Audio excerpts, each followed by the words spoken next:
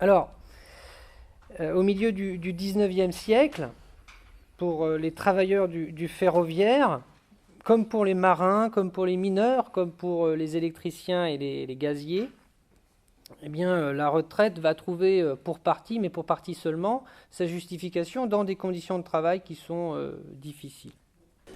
Pour le cas spécifique des cheminots, il faut bien avoir en tête qu'à l'époque, dans les compagnies, ce sont des travailleurs qualifiés, mais qui, comparativement aux autres industries, reçoivent des rémunérations plutôt inférieures aux travailleurs qualifiés de l'époque. Et donc, l'argument des compagnies pour la retraite qu'on pourrait leur verser, eh bien, c'est qu'on va vous reverser un complément pour plus tard parce que vous avez des plus petites rémunérations. C'est pour ça aussi que je vous disais que attention avec ces affaires de retraite octroyées parce qu'on aurait un métier pénible. Non, pas que. Là, on a un autre argument qui est qu'ils ont des rémunérations qui sont plus basses. Et puis, un autre élément important de cette affaire de pension, pour les compagnies ferroviaires, la retraite leur permet aussi de disposer d'un moyen de contrôle sur leur personnel, puisque à l'époque, une démission ou une révocation annule la pension. Si les conditions d'admission et les taux de versement apparaissent assez proches d'une caisse à l'autre, dans les diverses compagnies, par contre, le montant de la pension d'une compagnie à l'autre peut être très différent. Il peut passer du simple à plus du double. Et de ce fait, l'État prévoit, par la loi du 27 décembre 1890, l'homologation ministérielle des statuts et des règlements des caisses. Eh bien, ça veut dire que les compagnies ont ou auront donc obligation de constituer des caisses de retraite d'abord, obligation qu'elles n'avaient pas, et puis elles auront aussi obligation de réguler celles déjà existantes. Mais nous sommes en 1890, mais faute de sanctions, cette première loi d'harmonisation des retraites dans les chemins de fer n'aura pendant longtemps aucun effet.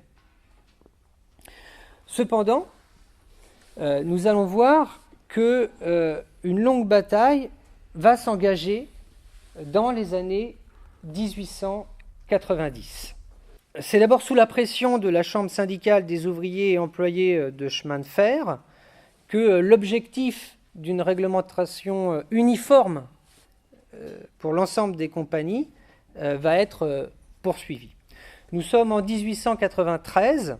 La Chambre syndicale, réunie en congrès, approuve une série de revendications, dont celle d'une réglementation uniforme pour l'ensemble des caisses des compagnies.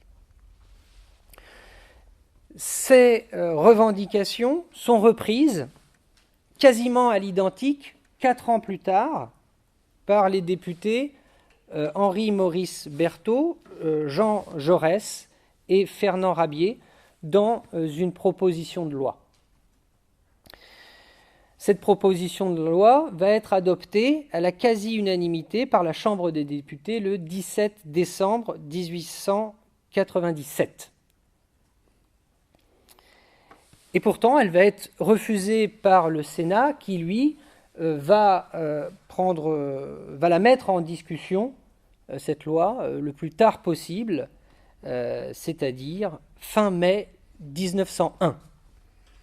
Cet énergique travail de retardement du Sénat, auquel va répondre une action ouvrière et militante constante durant ces années, va se poursuivre quelques années encore, jusqu'à ce que le gouvernement Clemenceau, et notamment son ministre des Travaux publics, Louis Barthou, vont mettre un terme à cette bataille en 1909. Une loi du 21 juillet 1909, elle est inspirée par la législation de juin 1853 qui concerne les fonctionnaires.